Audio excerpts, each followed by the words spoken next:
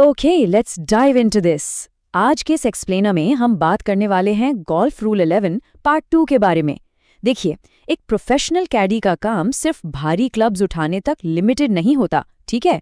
खेल के रूल्स को डीपली समझना सबसे क्रूशियल हिस्सा है, खास तौर पे जब गोल्फ बॉल मोशन में हो। मेरा मतलब है, जब बॉल चल रही हो तब एक कैडी को क्या करना चाहिए और उससे भी ज्यादा जरूरी क्या बिल्कुल नहीं करना चाहिए।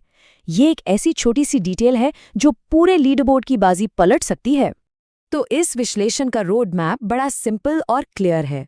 हम कवर करेंगे कैडी की सबसे बड़ी जिम्मेदारी, रूल 11 के 3 नियम, पेनाल्टी के बिना मदद, द इंस्टिंक्ट ट्रैप से बचना और आखिर में एक जरूरी कैडी रिमाइंडर।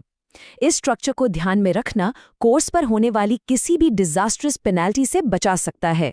चलिए शुरुआत करते हैं सबसे पहले हिस्से से, कैडी की सबसे बड़ी जिम्मेदारी। एक प्रोफेशनल कैडी का अल्टीमेट गोल होता है प्लेयर के स्कोर कार्ड की सुरक्षा। और यहाँ एंट्री होती है हमारे इस एक्सप्लेनर के सबसे बड़े विलन की। जी हाँ, 2 स्ट्रोक की जनरल पेनल्टी। जब बॉल मोशन में होती है ना, तब की गई एक छोटी सी गलती भी सीधा 2 स्ट्रोक्स का भारी नुकसान करवा सकती है। ये सजा इतनी बड़ी है कि लिटरली लीडरबोर्ड पर सब कुछ ऊपर नीचे कर सकती है। अब आते हैं अपने दूसरे पॉइंट पर, रूल 11 के 3 नियम। चलती हुई गेंद के लिए ये 3 बहुत ही स्ट्रिक्ट डोंट्स हैं। यहाँ 3 मेन चीजें हैं जो बिल्कुल मना है। पहला, मूविंग बॉल को टच ना करना, जिसे हम नो टच पॉलिसी भी कहते हैं। दूसरा, बैक को बैकस्टॉप की तरह यूज ना करना। और तीसरा, कोर्स की स्थिति या कंडीशन को बदलना।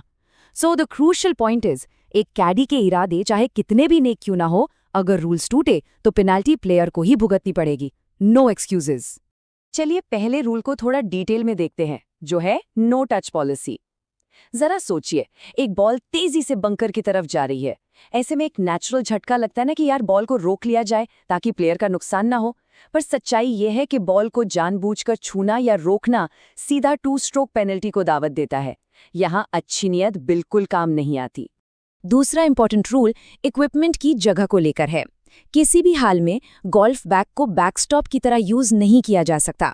मतलब, अगर बॉल पुटिंग ग्रीन से बाहर लुढ़क रही है और उसे रोकने के इरादे से जानबूझकर वहां बैग रख दिया जाए, तो बॉस ये एक बहुत बड़ी गलती है। इस वायलेशन का रिजल्ट भी सीधा वही 2 स्ट्रोक पेनाल्टी है।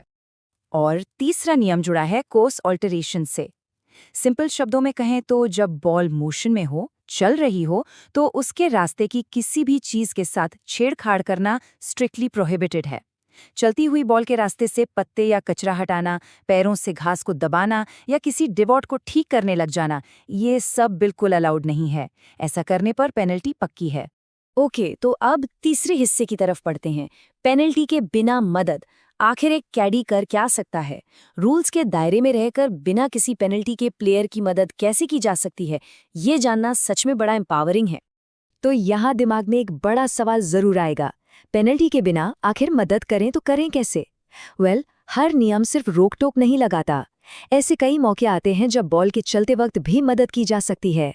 और सबसे कमाल की बात यह है कि इसके लिए कोई सजा या पेनल्टी नहीं होती।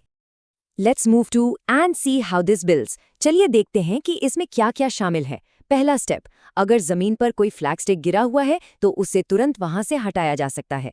दूसरा स्टेप, अगर लग रहा है कि चलती हुई बॉल किसी दूसरे प्लेयर के गोल्फ बैग या क्लब से टकरा सकती है, तो उन्हें भी सेफली साइड में किया जा सकता है।